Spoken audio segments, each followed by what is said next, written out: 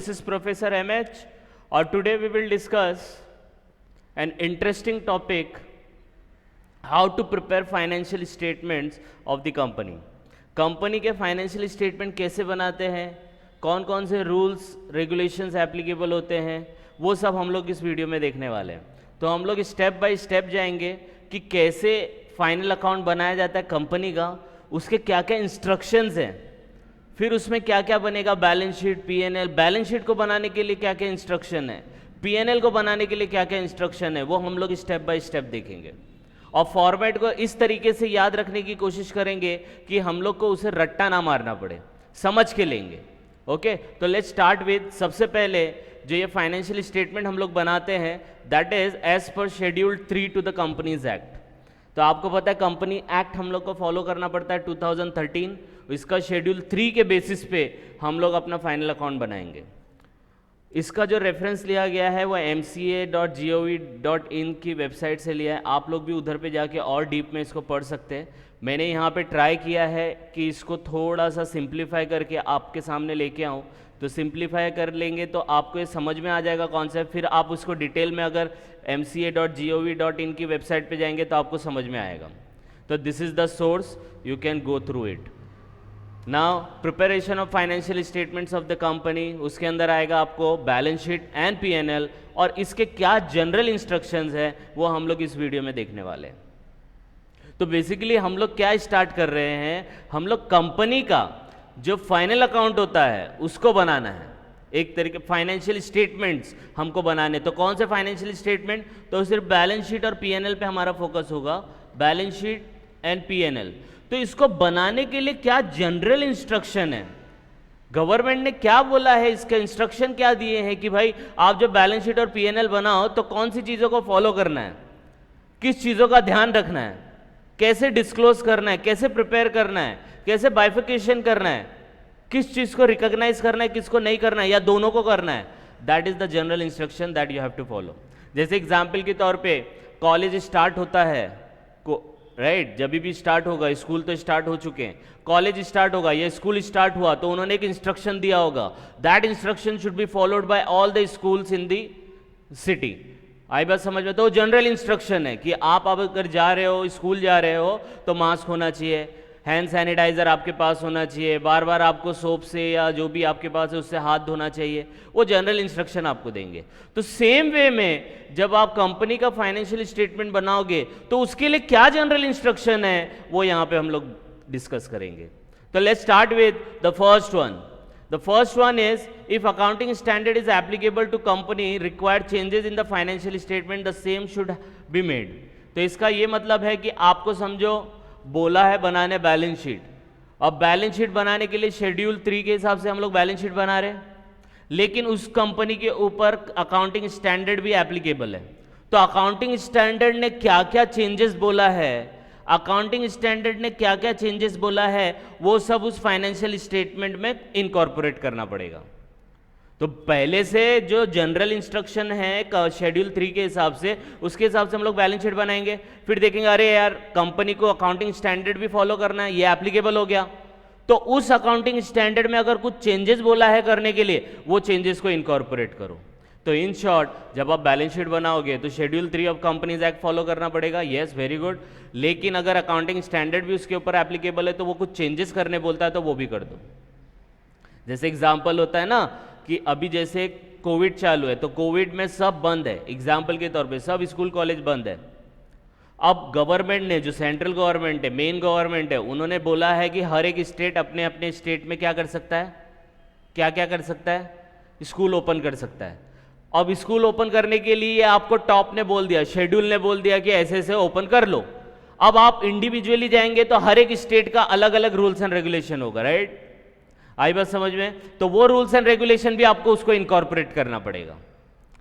वो तो जनरल तो सेंट्रल गवर्नमेंट का आप मानोगे ही मानोगे, लेकिन स्टेट का अपने लेवल पे कुछ रेगुलेशन होगा, वो भी आपको इनकॉर्पोरेट करना पड़ेगा। तो कंपनी का जब फाइनल अकाउंट बनाओगे तो शेड्यूल 3 के हिसाब से प्लस अकाउंटिंग स्टैंडर्ड दोनों के हिसाब से आपको जो भी चेंजेस करना है अकाउंटिंग स्टैंडर्ड के हिसाब से, that you have to incorporate. आई बात समझ में? यस और no? Next, the terms used in schedule should have the same meaning as assigned in the Indian AS। आपको जो भी टर्म आप यूज करोगे शेड्यूल में, जो भी टर्म आप ये फाइनेंशियल स्टेटमेंट बनाने में यूज करोगे, उसका सेम मीनिंग होना चाहिए जो इंडियन एएस में दिया है। मतलब जो भी उसको अकाउंटिंग स्टैंडर्ड फॉलो करना है, जो भी एप्लीकेबल है, उसके अंदर उसका क्या मीनिंग है उस टर्म का, वो सेम होना चाहिए, और जो शेड्यूल में आप यूज कर रहे हैं उसका भी सेम होना चाहिए। राइट? अब इसमें अगर आपको मैं बोलूं करंट, एक वर्ड में आपको एग्जांपल देता हूं, करंट। तो करंट आप शेड्यूल में यूज करेंगे तो हम लोग का क्या मतलब होगा, current asset and current liability. Right? तो सेम करंट का भी मीनिंग इंडियन एएस में भी वही होना चाहिए, current assets and liability. Schedule में भी उसका मीनिंग वही होना चाहिए, current asset and current liability. सिर्फ ऐसी अनऑफिशियल तरीके से मैं आपको बोल रहा हूं कि करंट का इंडियन एएस में एग्जाम्पल लिया गया इलेक्ट्रिसिटी, एग्जाम्पल बोल रहा हूं, तो वहां पे उसका करंट का मीनिंग कुछ और हो गया। ये जितने भी मैं एग्जाम्पल देता हूं आपको, ये आप याद रखना, ये अनऑफिशियल टाइप में है, मतलब आप इसको जनरलाइज नहीं कर सकते, ये सिर्फ समझने के लिए, तो आप सिर्फ इस पे फोकस करना। तो वो करंट का मीनिंग इंडियन एएस में अलग है, इलेक्ट्रिसिटी है एग्जाम्पल के तौर पे, और आपने इधर पे करंट एसेट लिया तो गलत हो जाएगा। तो टर्म्स जो भी आप यूज करोगे उसका सेम मीनिंग होना चाहिए। Next, disclosure requirement in the schedule is an extra disclosure in addition to the disclosure specified in AS। Accounting standard में जो डिस्क्लोज करने बोला है कि भाई आपकी कंपनी है, कंपनी में आपको ये डिस्क्लोज करना है, तो वो तो डिस्क्लोज करेंगे करेंगे, दैट इज कंपल्सरी। उसके अलावा जो ये हम लोग शेड्यूल बनाएंगे, जब ये आप देखेंगे ना, जब हम लोग ये बैलेंस शीट बनाएंगे यहाँ पे, तो इसमें बहुत सारे शेड्यूल बनेंगे। राइट? वो शेड्यूल एक्स्ट्रा डिस्क्लोजर होगा। ऐसा नहीं कि एएस में जो डिस्क्लोज किया बस हो गया, नहीं अब शेड्यूल नहीं बनाने की जरूरत है, नहीं, वो एक्स्ट्रा डिस्क्लोज आपको करने की जरूरत पड़ेगी। तो इंडियन एएस के हिसाब से, अकाउंटिंग स्टैंडर्ड के हिसाब से आप डिस्क्लोज करो, शेड्यूल के हिसाब से भी आपको डिस्क्लोज करना पड़ेगा, that is the extra disclosure. आई बात समझ में? तो ऐसा नहीं है कि अकाउंटिंग स्टैंडर्ड के हिसाब से डिस्क्लोज कर दिया तो शेड्यूल बनाने की जरूरत नहीं है, नोट्स बनाने की जरूरत नहीं है, नहीं, उसको भी बनाना पड़ेगा, एक्स्ट्रा है वो। आई बात समझ में?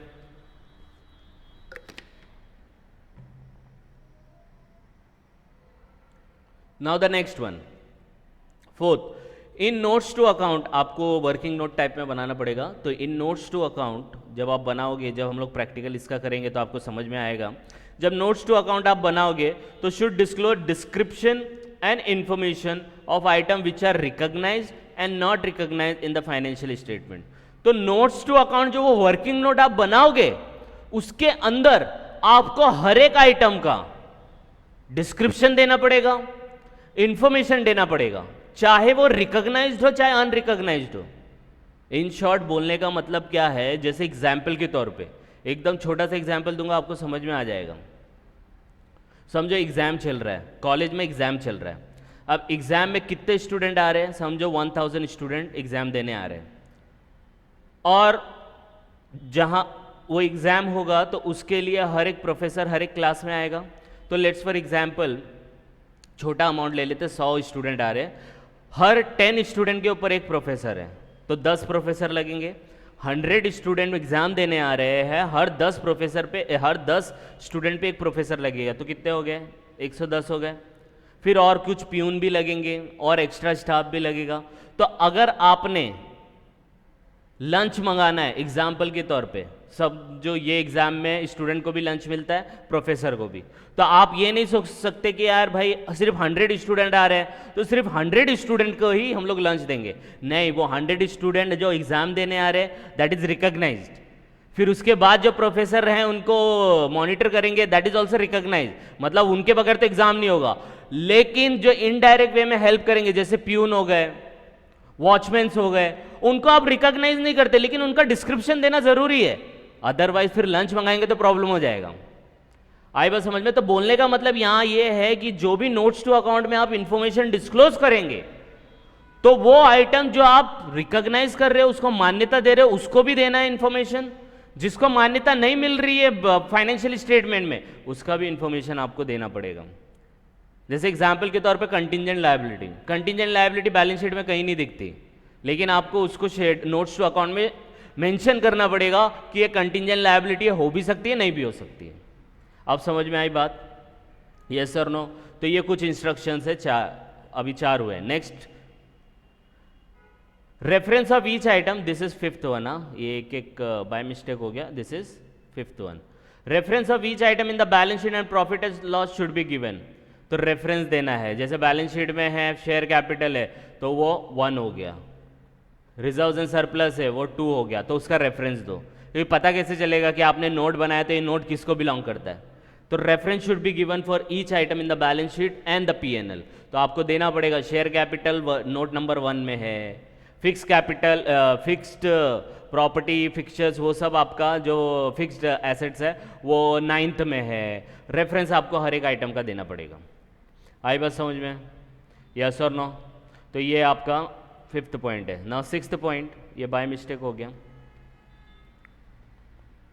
Rounding off total income of the company. Total income होगा कंपनी का तो ऐसा ऑड फिगर रहता है, 1 करोड़ 10 लाख 80,563 पॉइंट इतना पैसा।